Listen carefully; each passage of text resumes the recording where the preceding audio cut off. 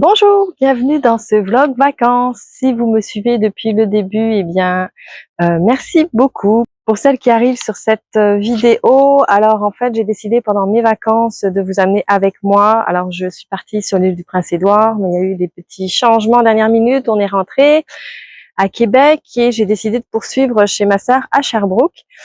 Donc j'en profite pour vous montrer un petit peu des paysages de la région et en même temps je vous montre les tenues que j'ai cousues main, que j'ai amenées avec moi en vacances. Alors aujourd'hui il fait très très chaud, là il doit faire 31-32 degrés et nous sommes allés nous promener à Magog, donc c'est une petite ville située juste à côté de Sherbrooke. Il y a un grand lac qui traverse en fait la frontière des États-Unis et nous sommes allés nous promener sur la plage au bord du lac. Je vous mettrai des petites vidéos pour vous montrer. Alors pour le moment, je vais vous parler de la tenue que j'ai décidé de porter aujourd'hui. C'est une robe que j'ai cousue à partir du modèle d'un modèle du livre Made to Measure. C'est le livre dont je vous ai parlé dans ma première vidéo de vlog vacances. C'est un livre qui contient des modèles, mais ne contient pas les patrons. En fait, ce sont des modèles que vous devez dessiner selon vos mesures. Alors, tout est expliqué pour dessiner le patron selon vos mesures. Et cette robe, c'est le modèle, la Side Tie Overall Dress. Donc, c'est un petit, en fait, c'est une robe empire. Vous voyez, donc la coupe ici n'est pas au niveau de la taille, mais juste sous la poitrine. Donc nous avons des pinces, des bretelles et nous avons ici, si je recule un petit peu, donc la robe est fermée sur le côté par un petit nœud. Normalement il y en a un deuxième un petit peu plus bas, donc moi j'ai décidé de ne pas mettre le deuxième et de fermer la jupe jusqu'en haut. Dans le dos nous avons une fermeture invisible et la jupe en fait c'est un rectangle que vous venez froncer ici au niveau de la taille. Moi j'ai rajouté des poches prises dans la couture. Donc j'ai mes petites poches, hop, ici. Et je l'ai faite, oh je suis rendue loin, je vais peut-être vous changer l'angle de vue pour vous montrer la robe au complet juste après. Je l'ai cousue dans une viscose de la marque Riffle Co. Et c'était la collection Wonderland. C'était il y a quelques années déjà, c'était une collection Alice au Pays des Merveilles.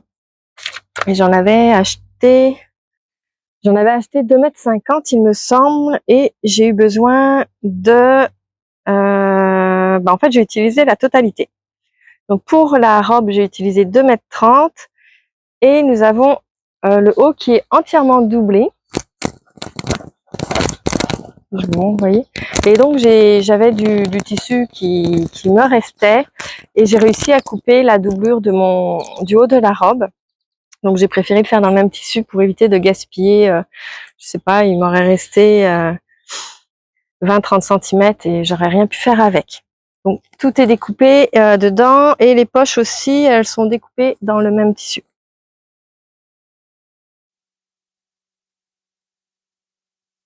Voici ce que ça donne.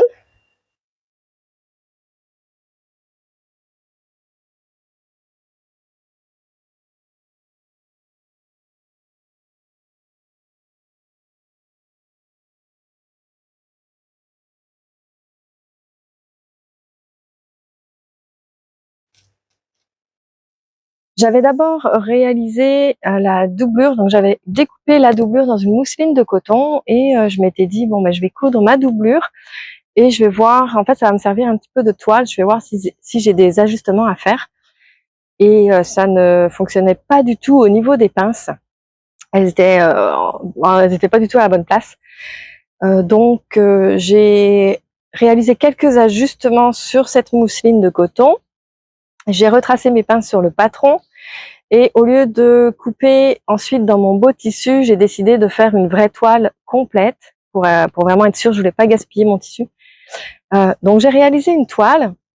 Je n'avais pas fait de doublure sur ma toile, hein, je l'ai cousue vraiment très très vite. Et j'avais encore des ajustements à faire au niveau des pinces.